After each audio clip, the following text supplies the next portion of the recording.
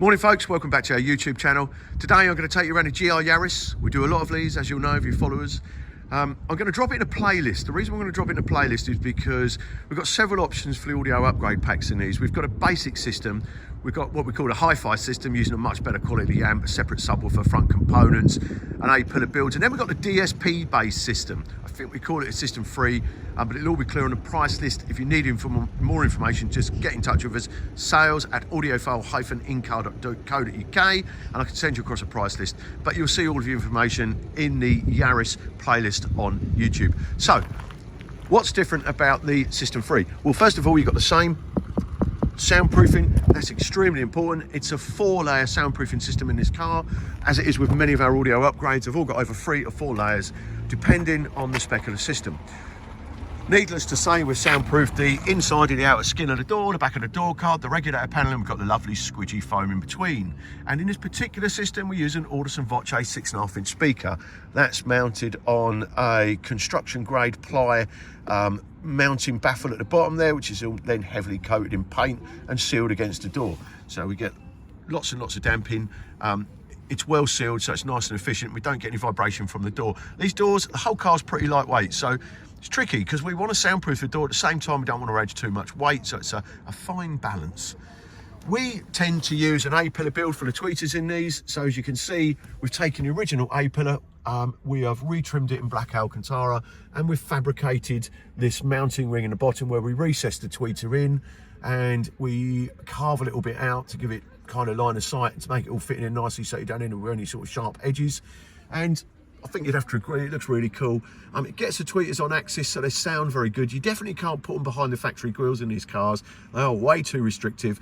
You can modify the grill, which I've seen other people do, and that looks really good. It's kind of personal preference what you like to do. This is what we like to do. So in all of our systems, or certainly in System 2 and System 3, we include the A-pillar build.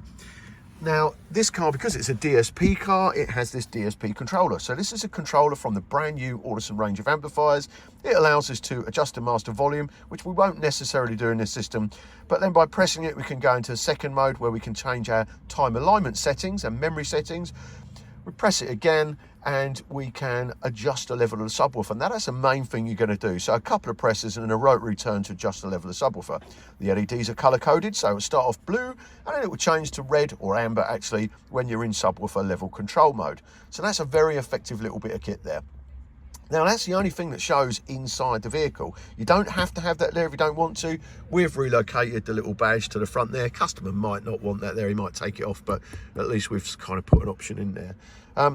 This could be hidden away if you wanted, but it is quite handy to get to it. Let me show you what I've done in the back end. So we have located a multi-channel DSP amplifier under that seat. You can't see it. It's mounted to, again, a baffle. The baffle is glued to the bottom of the car, so of course there are no holes drilled.